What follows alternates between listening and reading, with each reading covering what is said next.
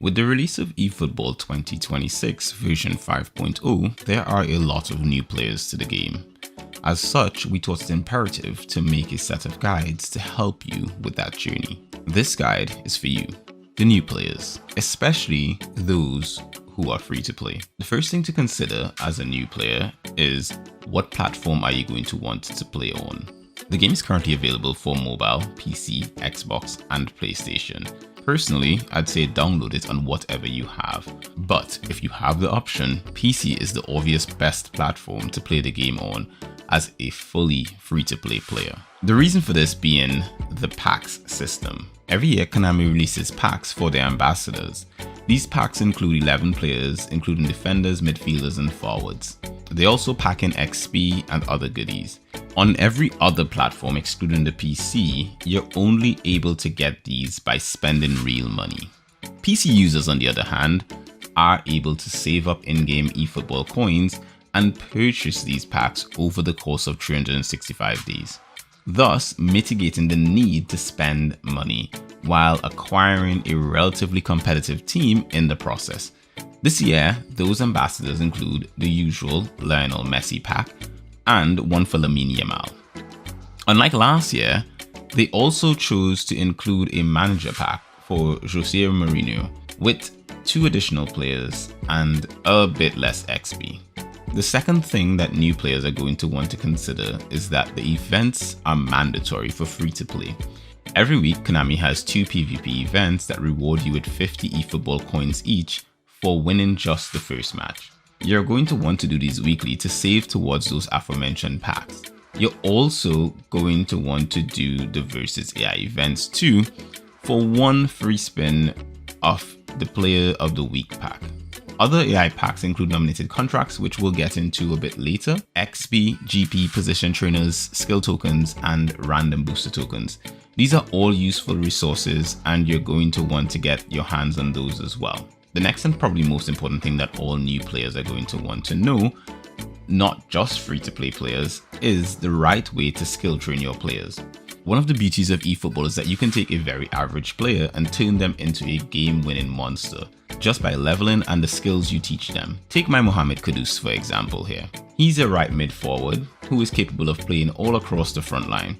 My build for him prioritizes speed and ball handling with a little bit of attention on passing and shooting. It's a fairly simple build which focuses on the way I want to play the game, though you may play differently and want to focus on different aspects of his play. Unfortunately, those stats alone don't make Kudus a monster on the pitch. With his passing at 80, I'm not getting a lot of superb passes with him, and 80 shooting with 77 curl doesn't help either, but we can work with that. By giving him through passing, he can make more accurate through passes towards the other forwards. Fighting spirit helps him ride tackles and recover better, and most of all, teaching him outside curler. I plan on going into more how outside curler works in the future, but all you need to know for now is that it makes him score amazing goals like this.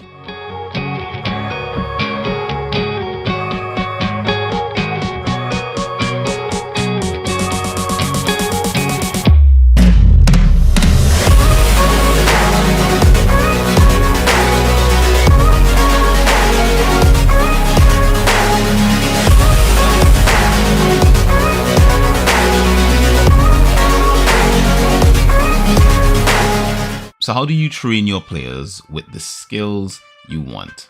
Of course, you're going to want to get your paws on some skill trainers, but don't just use them on your players.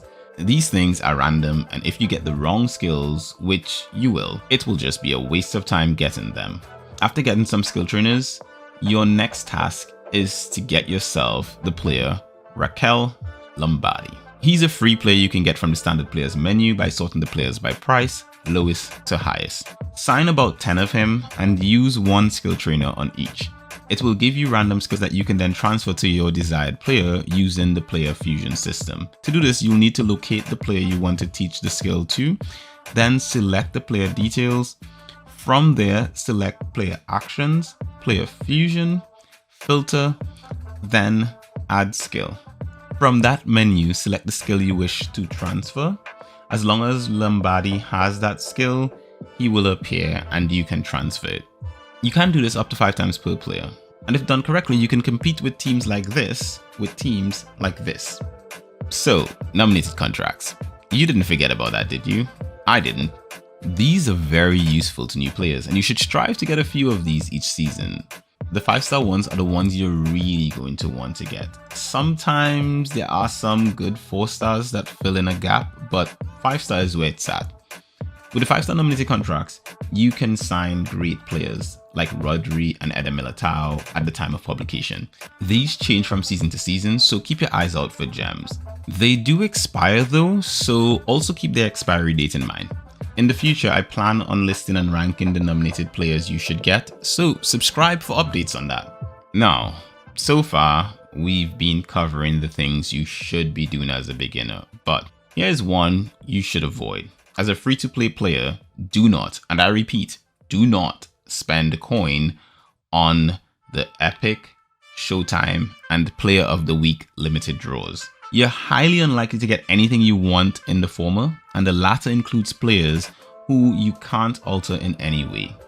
They are more for fill-in stopgaps than a finished team. Warnings aside, let's get back into some of the things that you're going to want to consider. This all comes down to the priorities of your team, so don't rush into this one if you don't need to. The league selection limited draws are some of the best values for coin in the game, but you're going to want to be sure about the players you need first.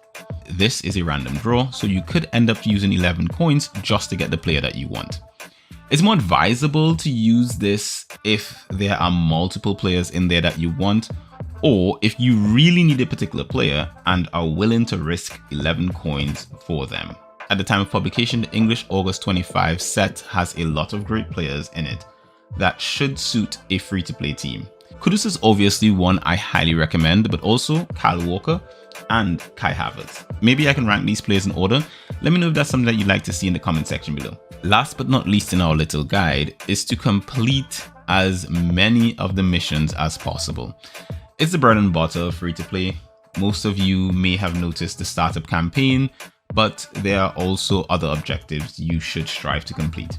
A good rule of thumb is to check the mission menu once a week after the weekly server maintenance on Thursday. This will allow you to notice all the objectives you need to complete and rewards that go along with them. You're also going to want to check the new line objectives and complete those as soon as possible. They're quite easy. I've already done it twice on 2 accounts. With all of the rewards from all of these objectives out of the way, you'll soon be battling your way into Div 1.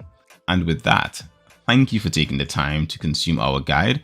And also, if you believe I've missed anything, please share your tips for beginners in the comments, and maybe we can put together another guide with more tips. If you found this video useful, make sure to like and leave us a subscription. As always, we'll see you guys in the next one. Peace.